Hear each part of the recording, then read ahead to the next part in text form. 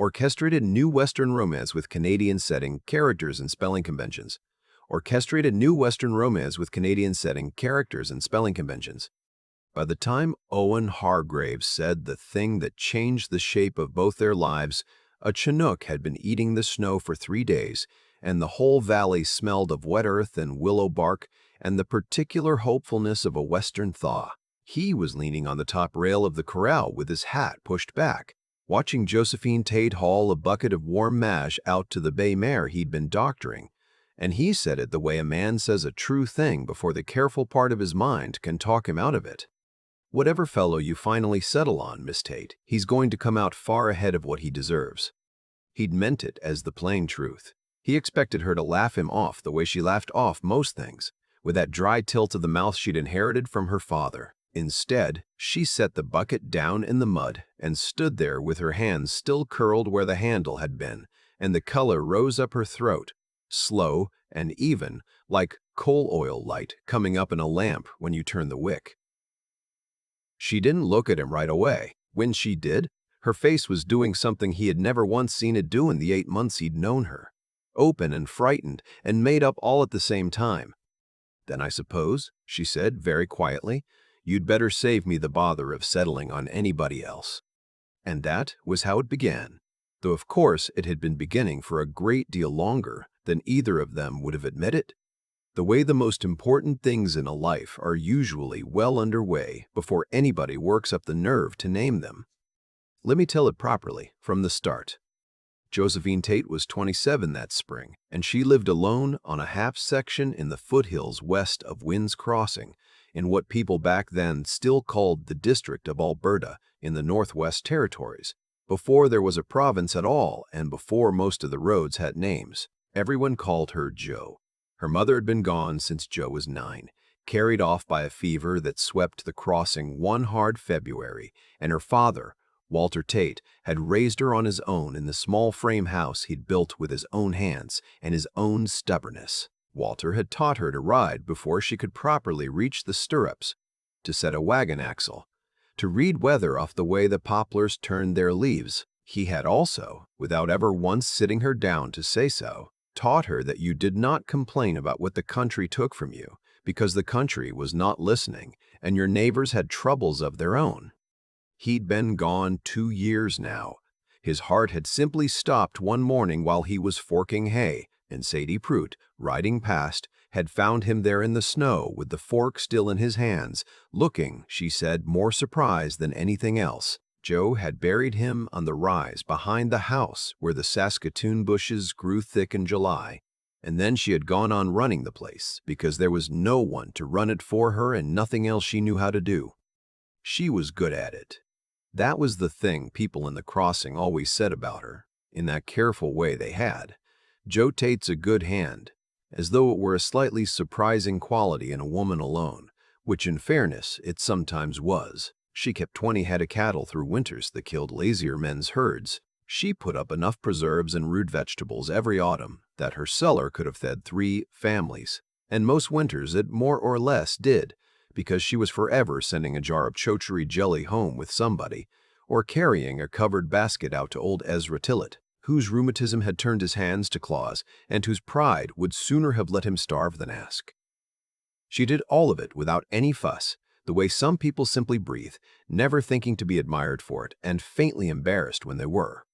What she did not do, what she had quietly stopped letting herself even consider, was expect that any of it was leading anywhere in particular. She had loved a young man once, years back, a surveyor's son named Robert, who had wintered at the crossing and made her a great many soft promises in the spring, and then taken the eastbound train and kept exactly none of them.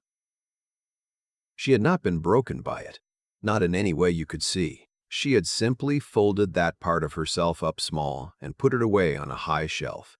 The way you'd put away a good dress you decided you had no more occasion to wear.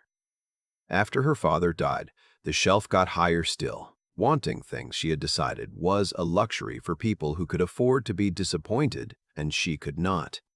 If you have ever taught yourself to stop wanting something rather than risk the ache of not getting it, then you already understand Jo Tate better than half the people in Wynn's Crossing did. Owen Hargrave came into the district the autumn before all this, which is to say the autumn of 1893. He was 30, and he came up from the Montana side with a string of 3 horses, a wagon of tools, and a quiet way about him that made people trust him before they'd decided to. He'd bought out the old frame place south of the Tate land, a tired quarter section with a sound barn and a leaking roof, and he hung out, in effect, 2 shingles at once. He could shoe a horse, and he could doctor one, and in a country where the nearest proper veterinary was a 2-day ride into Calgary, a man who understood the insides of an animal was worth more than gold and twice as welcome. He'd had a wife once. People worked that out slowly, from small things, the way he went still when somebody's child laughed a certain way, the second tin cup he kept on the shelf and never used. Her name had been Annie, and she and the baby had both died in the same long night 3 winters back on the other side of the line, and he had sold what he could and ridden north until the country was unfamiliar enough that it stopped reminding him. He never spoke of it. He was not a brooding man, exactly. He was just a man who had learned the hardest way there is what it costs to want something and lose it, and who had decided, more or less without deciding, that he would not be doing that again. So you can see, perhaps, that when these 2 finally stood on either side of a corral rail in a Chinook wind, they had a great deal more in common than either of them knew. 2 people who'd each shut a door against the same draft, both of them certain they'd done the sensible thing. They met first over a horse, which was fitting. The November after he arrived, Joe's good gelding tore himself badly on a snag of barbed wire, and she rode down to the frame place at dusk with the horse limping behind, and her own jaw set against the certainty that she'd be putting him down. Owen came out into the cold without his coat, ran his hands down the leg in the lantern light, and said, in the mild, unhurried way she'd come to know, that the horse would be lame a month, but sound by spring if she'd let him stitch it and keep it quiet. He stitched it there in his barn while she held the lantern, neither of them saying much, and when it was done he wouldn't take her money. She left a crock of butter on his step instead because Joe Tate did not care to be in anyone's debt, and that was the start of it, though neither of them would have called it a start. After that, they crossed paths the way neighbors in a thin-settled country do. He came up in February when her well pump froze and showed her a trick with a kettle and a length of sacking. She brought him a Saskatoon pie in March when she heard he'd been laid up with a fever, and left it without coming in. And he ate the whole thing in 2 days and thought about her each time, in a way he was careful not to examine. By April, he had taken to riding the long way home from the crossing, so that his road went past her gate, and he told himself it was the better road, which it was not. It was Ezra Tillett who said it out loud first, the way the very old often will, having lost both the patience and the inclination to be tactful. Owen had driven Joe out to old Ezra's place one Sunday. She'd asked him to look at the old man's mule, and he'd said yes before she finished asking.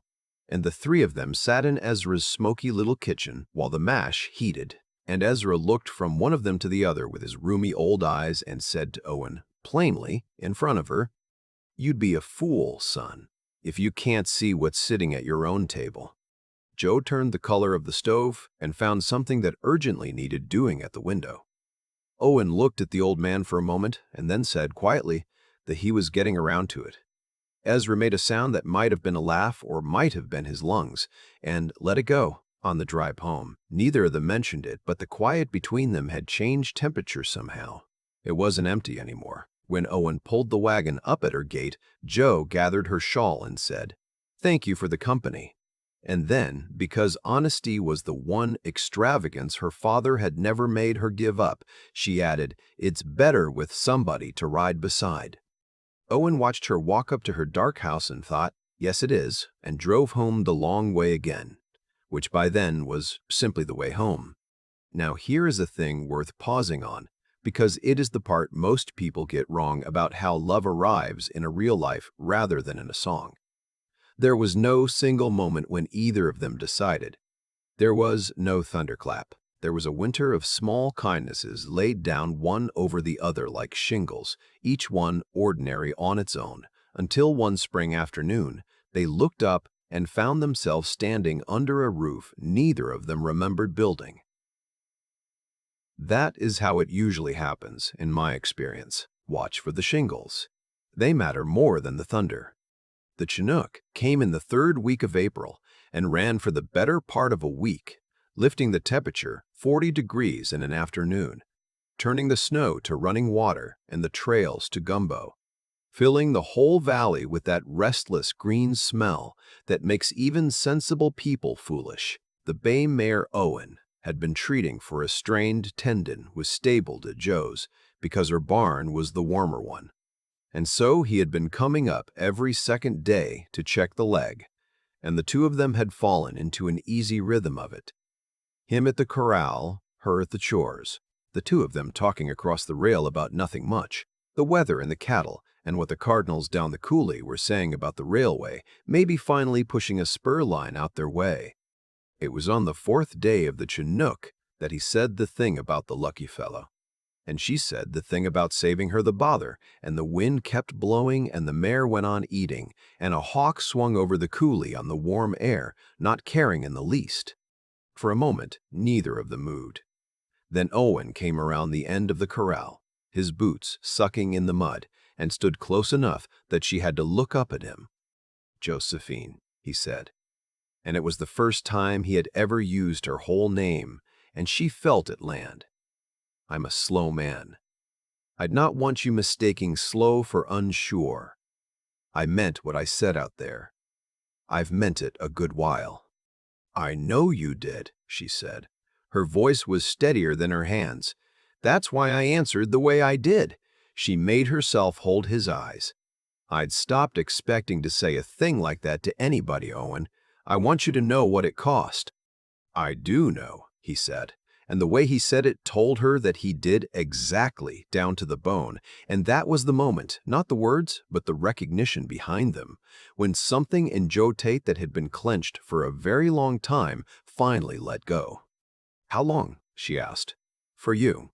He thought about it honestly, the way he did everything. "Since the night I stitched your horse," he said, "and you stood there holding that lantern and never flinched once, and I thought, there's a woman who'd hold the light steady whatever you asked of her." He shook his head, half at himself. "I just took my time admitting it. I'd had reason to be careful." "So had I," she said.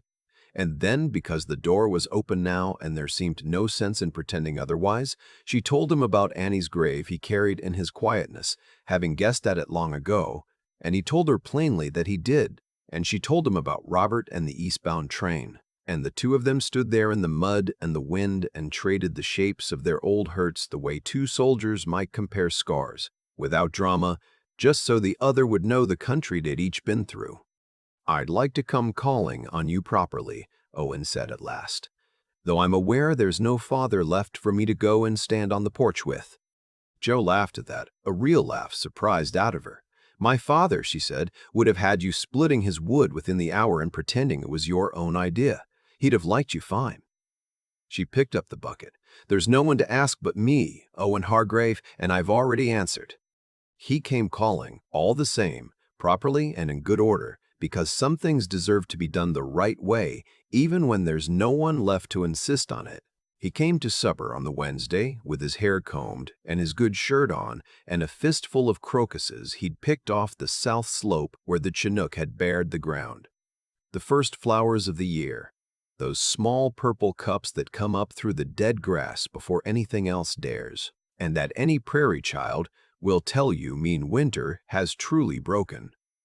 He confessed to her later, more nervous coming up that walk than he'd been at anything since he was a boy. Joe had set the table with her mother's plates, the ones she never used, and neither of them remarked on it, and both of them noticed.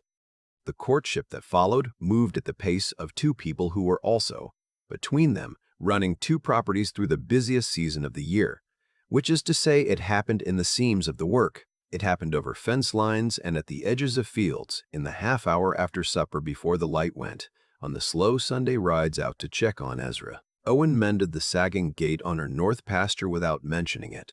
She discovered it 3 days later, swinging true, and said nothing either, and the not saying was its own kind of conversation. She tried to teach him to make her father's pan biscuits, and he was hopeless at it, heavy-handed and impatient with the dough, and she was patient with him in a way she told him. Sideways and not looking at him was not at all her natural gift, and he turned that small admission over in his mind for the better part of a week. The Cardinals took to him at once. Henri and Madeleine Cardinal farmed the rich bottomland down the coulee. Henri was Métis. His people had freighted on the Carleton Trail before the railway killed the trade, and there was no better judge of horse flesh in the district, which meant his approval of Owen carried real weight. Madeleine fed them both an enormous Sunday dinner of bannock and elk stew and Saskatoon pudding, and pronounced afterward, in the kitchen where she thought Joe couldn't hear, that the two of them fit together like a tongue fits a groove, and you didn't have to plane a thing. And Sadie Pruitt, the widow who'd found Walter Tate in the snow and who had appointed herself, in the loose way of small communities, something like Joe's keeper since, watched the whole business with the satisfaction of a woman seeing a long-laid plan come good. 2 years I've been wondering, she told Joe, whether you meant to spend your whole life being useful to everyone and a stranger to yourself. She patted Joe's cheek. It's about time, girl. You've a great deal of warmth in you that you've been hoarding like it was the last of the coal. There was one night that Owen never told Joe about for a long time, and that I will tell you, because it is the heart of the whole thing. It was the middle of May, an unseasonable cold snap after the thaw. The country can be cruel that way, giving you spring and then snatching it back just to see if you were paying attention. He was walking up across the home field toward her lit window with a side of bacon under his arm on his way to supper, and partway across the dark stubble he stopped. He stopped not because anything was wrong, but because something was right, and the rightness of it frightened him in a way that nothing wrong had managed in 3 years. He stood there in the cold with the small yellow light of her window ahead of him and understood, fully and all at once, what he was walking toward. Not just supper.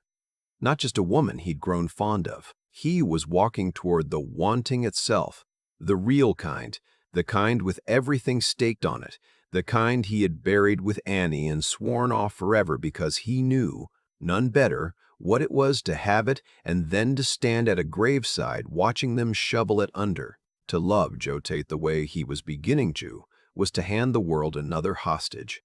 He had paid that ransom once. He was not certain he had it in him to pay it again. He stood in that field for the better part of 10 minutes, the cold working into his boots, and he thought very seriously about turning around. Then he thought about her holding the lantern steady, and the crocuses, and the way she'd said, "I want you to know what it cost," and he understood that she had walked through this same dark field in her own way, alone, and had chosen to open the door anyway, and so he walked forward. She opened the door before he'd reached it. She always heard him coming. "You're late," she said, "and the biscuits have gone hard. Honestly, Owen." And he stepped into the warmth and the smell of supper and the small fierce light of her kitchen, and looked at her standing there scolding him with her whole heart in it, and thought, this is the thing I nearly turned my back on in the dark. Courage, you'll notice, almost never looks like courage from the outside. From the outside, it looks like a tired man walking into a kitchen for his supper. But I have come to believe that the bravest thing most people ever do is decide, against all their hard-won evidence, to want something again. They were married in the last week of June in the little frame church at Wynn's Crossing, with the doors open to let the warm wind through and the smell of wolf willow drifting in off the prairie. Madeleine Cardinal made the cake, and Sadie Pruitt cried louder than anyone, and old Ezra Tillett, who claimed he wouldn't have come if it had been a step farther, sat in the front pew in a collar that was strangling him, and told everyone within earshot that he'd called it from the start, which was true. The whole crossing turned out, because there were few enough good days in that country, and people had learned to come to all of them. A young Northwest Mounted Police constable, passing through on patrol, stayed for the dance and partnered every spinster in the room out of pure good manners. Joe wore her mother's dress, taken in at the waist, and when Owen took her hand at the front of the church, his own was not quite steady, and she felt that and squeezed it, the way she'd held the lantern, steady, whatever was asked of her. The years that followed were built out of ordinary days, which is the only material any real life is ever built from, whatever the songs would have you believe.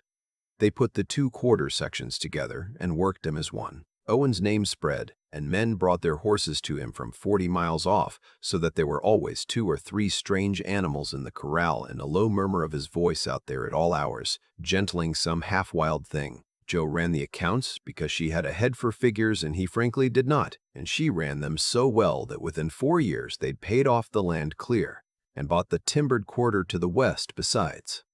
She did something else too that I want you to know about, because it was the kind of quiet, practical good that Joe Tate was made of and never thought twice about. The winter the railway men came through, there was a stretch of weeks when several families in the district had nothing. A barn fire here, a husband laid up there, the cruel arithmetic of a bad year. Joe organized the women of the crossing into a kind of pooling, a lending of preserves and tools and labor and, when it came to it, money, kept in a ledger in her own neat hand, no charity about it, just neighbors carrying each other across the thin part of the ice. It outlasted that winter. It was still going when her own children were grown, and people in that valley spoke of it for 50 years, and most of them by then had forgotten it was one woman's idea, which is exactly how Joe would have wanted it.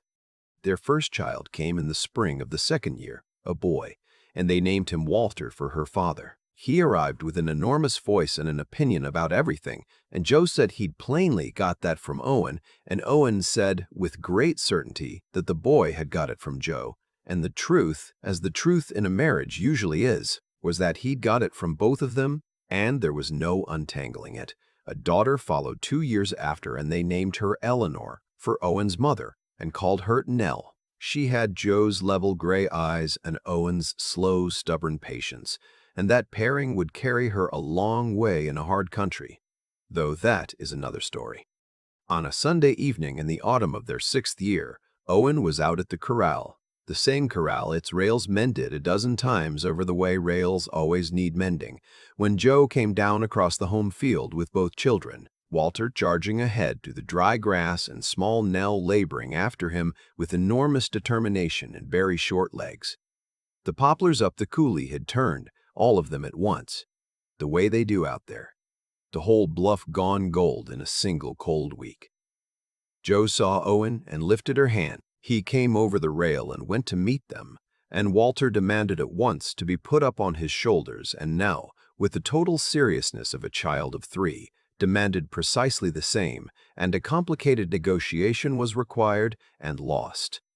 Later, when the children had run themselves out and were leaning warm and heavy against the two of them in the last of the light, Joe rested her head on Owen's shoulder and said, "Do you remember?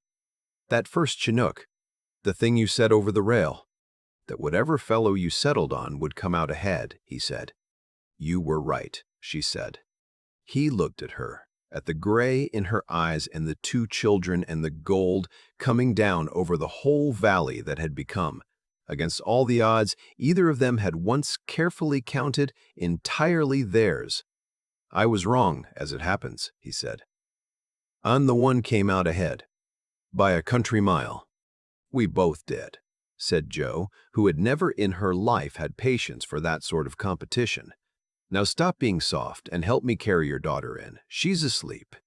The wind had come up again off the mountains, warm out of season, smelling of thaw and willow and the particular hopefulness of a country that takes everything from you and then, every so often, when you stopped expecting it, hands you back more than you ever thought to ask for. The poplars let go a little gold into the dusk. Up on the rise behind the house, the Saskatoon bushes had gone bare for the winter over Walter Tate's grave, and somewhere down the coulee a cardinal child was calling the milk cow home. And that, more or less, was the whole of it. I have told you this one plainly, without dressing it up, because I think the plain version is the one worth keeping. 2 people who'd each taught themselves not to want, who'd each decided that wanting was a door best kept shut against the weather, and who found, when the moment came and the wind was right, that they were brave enough after all to open it. Neither of them did anything grand. He stitched a horse. She held the light. He picked the first flowers off a south slope. She set out her mother's plates, The whole great turning of their lives ran on hinges that small. So if there is someone you have stopped letting yourself look at directly, out of caution or old hurt, or the sensible-sounding fear of losing what you haven't even let yourself have yet, I would only say this. The country is not listening, and it will not hand you the moment twice. The best things in a life are seldom hidden away somewhere far off. More often, they are right there close by, mending a fence in the wind, waiting for you to look up from whatever you've been so busy doing, and finally, plainly see them. The thing I keep returning to is the lantern. Joe stood in a cold barn and held the light steady for a man she barely knew while he stitched a torn horse, and she never once looked away. That small steadiness was the whole of the woman, and it was the first thing Owen Hargrave understood about her, long before either of them had a word for what was happening between them. I've come to think their whole life turned on choices that looked far too small to matter. Owen could have taken Joe's money for the horse and kept her at the safe arm's length. He'd kept everyone since he buried Annie. Instead, he refused it, and she left butter on his step rather than owe him. And out of those two stubborn courtesies a friendship grew that neither had gone looking for. Nothing in that country was handed to them. Everything they ended up with. They built one plain decision at a time, the way you'd lay shingles against a storm you can feel coming. What carried them, I think, was that each had quietly held on to three things through years that might have stripped them clean. The first was a kind of plain decency that never needed an audience. Joe carrying soup out to old Ezra Tillett because his pride would never let him ask. Owen mending her Northgate and saying nothing about it. People who do right when no one is watching are building something in themselves that pays out later, in trust, in the kind of love that actually holds. The second was clear sight. After Robert and that eastbound train, Joe had every reason to mistake Owen's slowness for indifference and turn him out the door. She didn't. She read him true. She knew the difference between a man who didn't care and a man who'd been hurt and was only being careful, and it was that good judgment, more than anything, that kept her from throwing away the best thing she'd ever be offered. The third was plain backbone. Owen stood in a dark field that May, with the cold working through his boots and every old grief telling him to turn around, and he walked forward anyway. Joe opened a door she'd nailed shut years before. Neither of them did a single thing that would look brave from the outside, but choosing to want something again. After you've learned to the bone what wanting can cost you, that is about as much courage as this life ever asks of most of us. I don't believe luck had much to do with where those two ended up, whatever Owen said over the corral rail. Decent people, with the sense to know the real thing when it's in front of them, and the grit to reach out and take hold of it, tend to arrive somewhere good in the end, not because they're owed it, because they kept laying the shingles in the wind when nobody was watching.